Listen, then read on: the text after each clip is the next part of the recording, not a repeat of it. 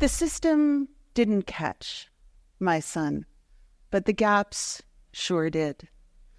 Beck has struggled with his mental health. When he was 3, he had heart-wrenching meltdowns at grocery stores that left us both exhausted. By the time he was 6, he was coming home to tell me that his best friend had been punching him in the stomach for a game. I went to the guidance counselor and I asked for resources for Beck, but we were on our own. All the old adages I had, stand up to them, punch her back, they didn't work with Beck because he honestly believed the best in people. These are my friends. By the time he was 8 years old, he had completely shut down. This was somebody who told me everything about his life as he went to bed at night. I looked everywhere for resources for children that age, and there were none. We were on our own again. We finally got into his first professional therapist by the age of 10. But the 5 appointments that were covered by my insurance ran out before anything could scratch the surface. There were other therapists, other insurance that also ran out. We were on our own again. He tells me that by the time he was 13, he was using drugs regularly to cope with crippling anxiety and depression. It took a suicide attempt at the age of 15 to get us in touch with the public psychiatric system. Finally, I thought, this will be the answer. But the bi-monthly appointments that he had, the occasional psychiatrist who popped up to generally oversee his medication, they couldn't get to the problem either. And so Beck was alone, and we were on our own again. There was one memorable evening where he took 7 hits of acid and posted it on social media. I went to his therapist. I said, this is a crisis. This is a cry for help. He simply said, well, it seems like he's found a way to cope. It did not discourage him from doing drugs. So I kept him with me through that entire year to try to keep him safe. So when Beck turned 18, he was cut off of adult services. We called regularly for some sort of adult referral. He was on strong medications that were no longer being supervised. His therapist said, it seems to be a personality problem. Not much more we can do for you. Some fundamental flaw, the same message that he had been getting for years. He was on his own again. So by the time he picked up an innocent-looking mushroom at a folk festival, his fate was sealed. He couldn't know that it was dipped in fentanyl, meth, and opioids. And by August 2023, he was fully psychotic, hearing voices, having physical fights with his friends. He had decided to stop using his psychiatric medication, and he microdosed with this mushroom for a month. I took him into the 24-hour crisis center, as I had before. Finally, I thought, this will be it. But they simply snapped at me and said, sorry, he's high. We can't assess him. So that night, his dad and I took him home, where we knew that he wasn't safe. The next morning, he woke up early, left his phone and his wallet behind, and disappeared for 15 hours. Of all the scenarios that were going through our minds, when the police finally responded, we were relieved that he had been in custody since that morning. He was now charged with serious crimes. He had been beaten and tased and was at the ER for a physical assessment. Police aren't trained to respond to mental health crisis. They can't see what's going on, so they meet with force. At the ER, I asked, please give him a mental health assessment.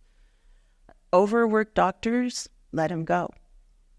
So we drove directly from that ER to another ER, where we waited another 15 hours. And as I sat on the gurney with my now sleeping son, tears were streaming down my face because it was echoing in my mind what the nurse had said. You have to see an ER doctor first, and they might send you to psychiatry.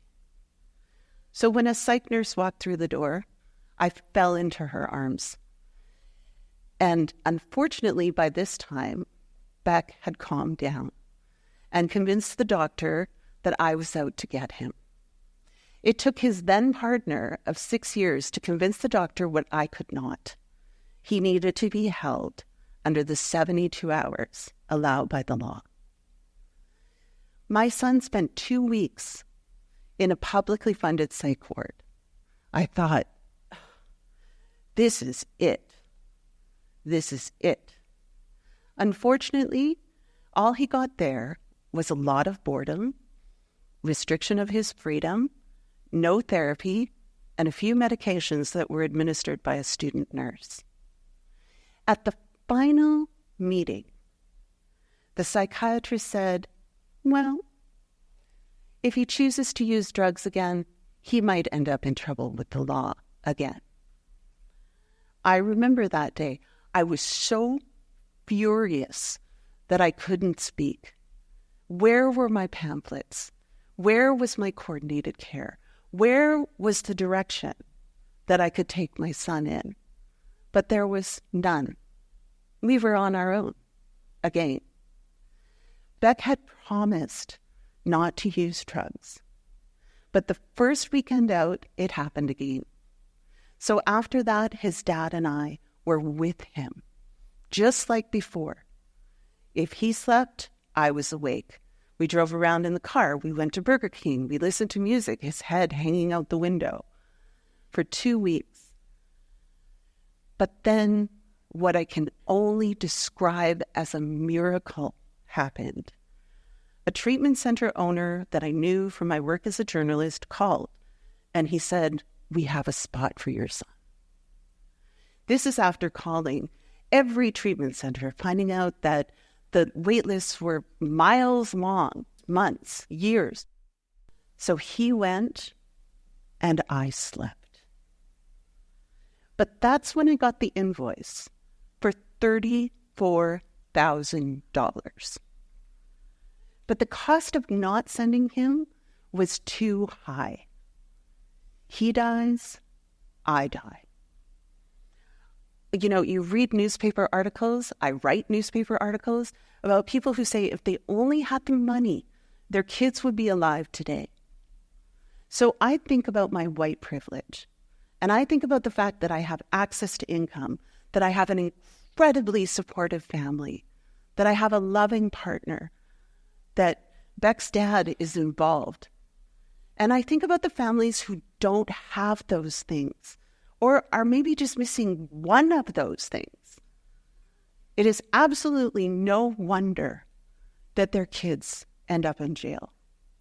And to me, this is a shaming indictment of how we do not want to invest at the beginning of a train wreck instead of filling our jails at the end. So why do these gaps exist when we know that people need them, that addicts need them? So my son spent 45 days in a treatment center to find out why he used drugs. When he was 8, he was sexually assaulted at a sleepover. His friend and her older sister had filmed the incident, and he lived in constant fear of its release. This was the trauma that a well-funded, well-coordinated system should have found. Instead, it culminated in a crisis that my family almost didn't survive. So if you leave here with anything from this talk, we must advocate for trauma resources. We must advocate for psychological services. We cannot let doctors play Russian roulette every time they release somebody. And I want to leave this talk on a note of hope, because my son made it. He's working with horses. He's better than ever. He tells me, Mom, the biggest difference is I don't want to die anymore. I don't want to die anymore.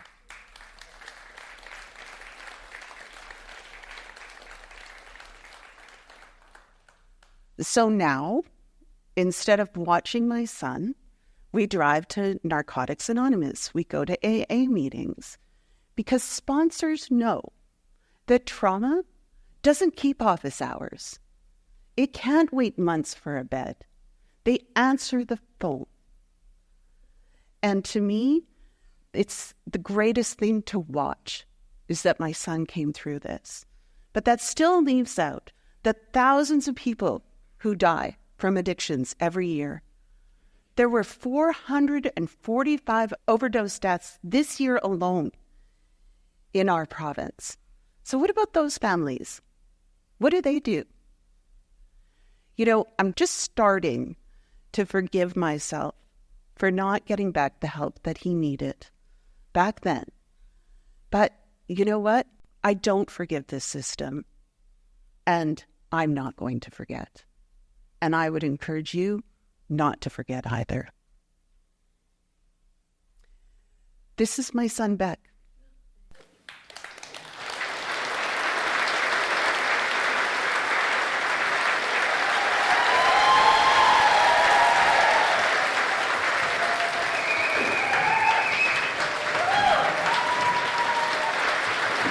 Just take it.